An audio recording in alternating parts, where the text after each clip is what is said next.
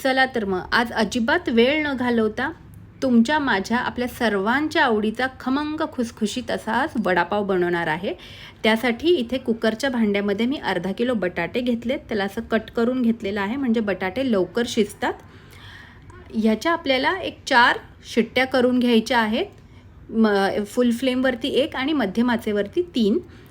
बटाटे शिजतात तोपर्यंत आपण एक वाटण वाटूया। त्यासाठी मी इथे 2 हिरव्या मिरच्या घेतल्यात, 1 इंच आलं घेतलेलं आहे आणि 5 ते 6 लसणाच्या पाकळ्या आणि कोथिंबीर घेतलेली आहे।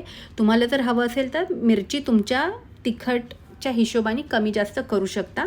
अर्धा चमचा ओवा घातलेला आहे आणि अर्धा चमचा जिरं घातलं आहे। ह्याची छान अशी आपण पाणी न घालता पेस्ट करून घ्यायची आहे।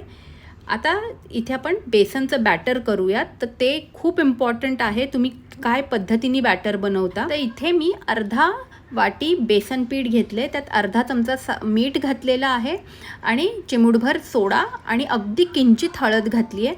ते पिवळे वडे मला आवडत नाही त्यामुळे मी किंचित हळद घातली आहे। तुम्हाला जर हवं असेल तर तुम्ही थोडी जास्त हळद घालू शकता।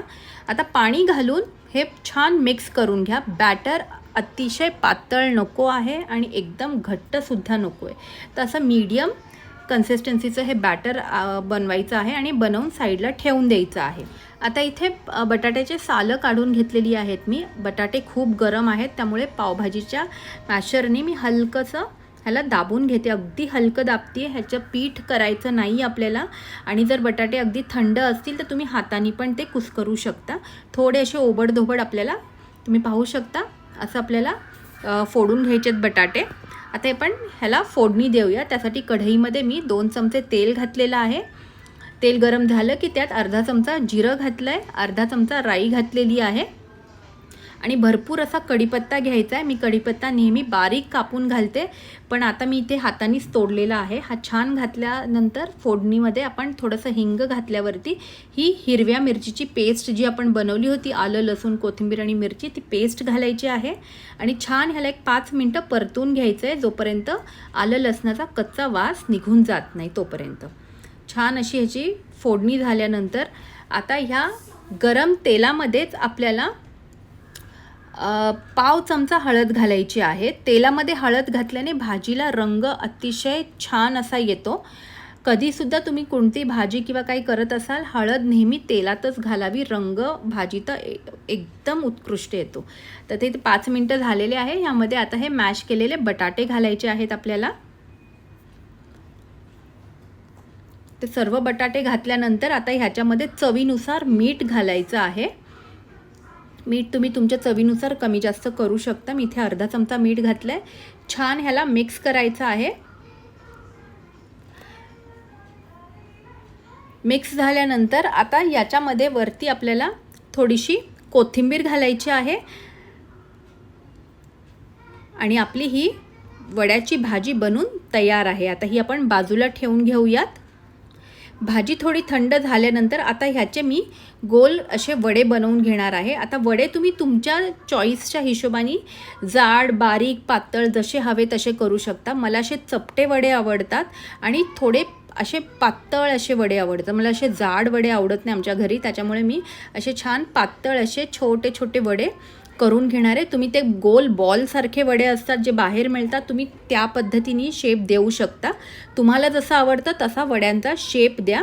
तुम्ही पाहू शकता हे अति जाडेही नाहीत आणि अगदी बारीक म्हणजे पातळ पण नाही आहेत। हे बघा तुम्ही पाहू शकता कडा अगदी अशा मीडियम बारीक आहेत। तर हेच अशाच पद्धतीने मी सगळे वडे बनवून घेते। आता तुम्ही पाहू शकता आपण हे जे बेसनाचं बॅटर बनवलं हे आधी बनवून अशासाठी ठेवायचं, कारण त्याच्यात अशा गाठी राहत नाहीत आणि खूप छान अशी स्मूथ कन्सिस्टन्सीचं हे बॅटर होतं। हे खूप इम्पॉर्टंट आहे, तरच आपला वडा असा छान आउटर लेअर येईल। नाही तर कधी कधी असे बाहेरनं असे एकदम जाडे जाडे कवर असतात, ते अतिशय विचित्र लागतं, खायला चांगलं लागत नाही। आता वडा घेऊन असा ह्या बॅटरमध्ये घालायचा आहे आणि तुम्ही पाहू शकता अगदी प्लेन असं मी तेव्हा बॅटरचं कवर करून घेतलेलं आहे आणि वरच्या बाजूनी तेलामध्ये पहिलं ते वरची बाजू मी सोडलेली आहे। त्याने करून काय होईल ना, बाहेरचा जो कवर आहे वड्यांचा तो अतिशय छान स्मूथ आणि असा छान रंग येईल त्याला। लगेच हलवायचं नाही आहे, 1-2 मिनटानंतर आपल्याला तो वडा उलटा करून घ्यायचा आहे. गॅसची फ्लेम एकदम मीडियम ठेवायची आहे, म्हणजे वडा आतून बाहेरून छान शिजतो. 1-2 मिनटानंतर, 2 ते 3 मिनटानंतर तुम्ही पाहू शकता वडा एकदम छान असा बनून तयार झालेला आहे. रंगही किती उत्कृष्ट आलेला आहे. हळद जास्त घातली ना खूप पिवळे वडे होतात, ते दिसायलाही छान लागत नाही आणि खायला टेस्टलाही चांगले लागत नाही. असेच मी सर्व वडे बाकी करून घेते. तुम्ही पाहू शकता प्रत्येक वडा किती सुंदर असा आपल्या फ्राय होऊन त्याचा कलर अतिशय छान असा आलेला आहे. दोन्ही बाजूनी सर्व वडे मी फ्राय करून घेतलेले आहेत. मस्त गरमागरम इथे आलं आणि गवती चहा घालून मी कडक असा चहा बनवलेला आहे. वडापाव बरोबर चहा, बाहेर पाऊस पडतोय आणि छान असा वडापाव मस्त कुरकुरीत आणि गरमागरम आल्याचा गवती चहाचा चहा, एक नंबर असा हा बेत आहे. पावसाळ्यात प्रत्येक घरी मला वाटतं हमखास हा बेत बनला जातो. तर नक्की तुम्ही ही रेसिपी ट्राय करा. तुम्हाला 100% गॅरंटी सांगते, तुम्हाला नक्की ही रेसिपी आवडेल.